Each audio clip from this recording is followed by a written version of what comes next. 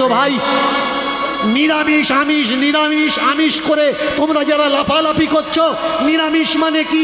নিরামিষ মানে ঘাস শাক পাতা, আর আমিষ মানে মাছ মাংস পেঁয়াজ রসুন। তাহলে মায়ের বুকের দুধ যে ছেলে খায় পান করে, এই বুকের দুধ কোত্থেকে আসে? প্রত্যেকটা মাকে জিজ্ঞাসা করো, সে বলবে রক্ত থেকে বুকের দুধ তৈরি হয়।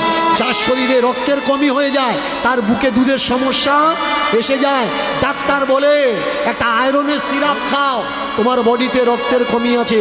তাহলে দুধ, রক্ত থেকে যদি দুধ তৈরি হয়, গরুর দুধ থেকে, গরুর রক্ত থেকে গরুর দুধ তৈরি হয়।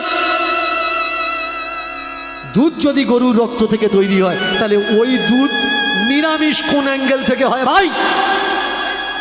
শুধু এ নয়, আপনারা বিচার করে দেখবেন এই জোচ্চরগুলো কিভাবে আমার সমাজকে নষ্ট করছে।